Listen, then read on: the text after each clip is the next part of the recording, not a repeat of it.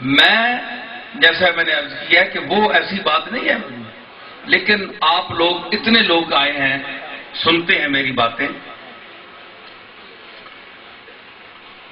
میں اللہ کے فضل سے ایسے ماحول میں، ایسے گھر میں پیدا ہوا کہ ہمارے ادب گزار، محبت کرنے والے، عقیدت کرنے والے، یہ اکثریت یہاں بہت لوگ بیٹھے ہیں، لیکن وہ لوگ بھی بیٹھے ہوں گے جو ہمارے مرید نہیں ہیں، اور ان کی بھی ایک تعداد ہوگی. میں جانتا تو نہیں ہوں، مجمع چونکہ بہت زیادہ ہے اور کئی مکاتب فکر کے لوگ بیٹھے ہوں گے. تو بات وہ ہوتی ہے جو خلا میں بھی وہی ہو اور ملا میں بھی وہ ہو، خلوت میں بھی ہو، جلوت میں بھی بات ایک ہو. حضرت بہاؤالدین نقشبند رحمۃ اللہ علیہ نے ولایت کی، میں ایک کوشش کر رہا ہوں، میں یہ نہیں کہہ رہا ہوں کہ میں اس روایت کو اپنے آپ پر فٹ کر رہا ہوں، معاذ اللہ، میں ایک گناہگار آدمی ہوں، میں اس قابل نہیں ہوں. میں آپ کو بات سمجھانے کے لیے ایک بہت بڑے شیخ اور ولی اللہ اور یا اللہ سلسلہ نقشبندیہ کا بہت بڑا پیر، سرخیل سلسلہ نقشبندیہ حضرت بہاؤالدین نقشبند رحمۃ اللہ علیہ فرماتے ہیں ولایت کی 3 نشانیاں جو اس میدان کا ہے. آج کل تو لوگ کہتے ہیں جی اے میرا پیر پانی نو دودھ بنا دیتا. یار یہ کوئی گل تو نہیں نا. اج کل وہ بھی پھرنے پہ جڑے چنگے پلے دودھ نو پانی بنا دیں.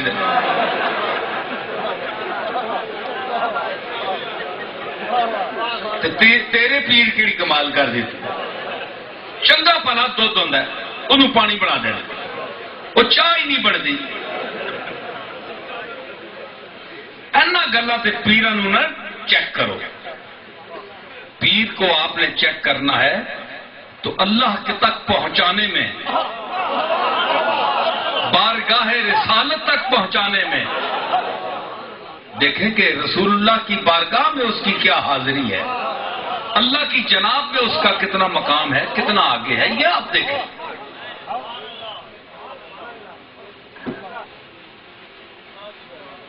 کیا بات میں کیا کہہ رہا تھا؟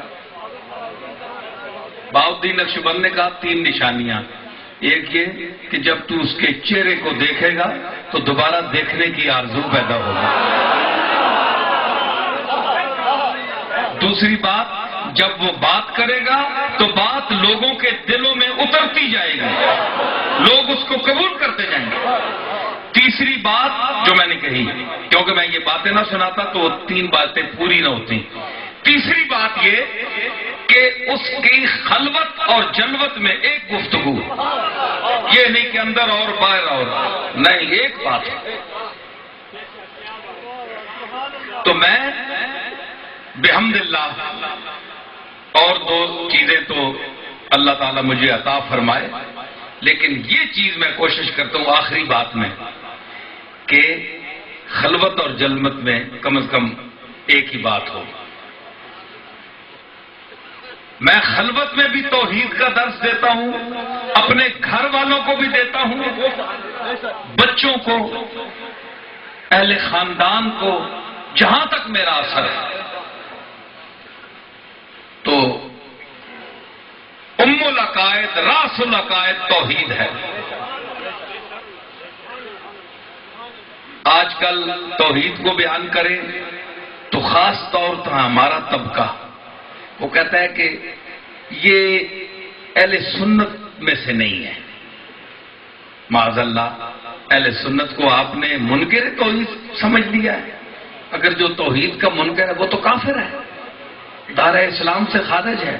میں گزارش کروں بہت توجہ سے سنیں. میری پنجابی بھی چلے گی، اردو بھی چلے گی، عربی بھی چلے گی، فارسی بھی چلے گی.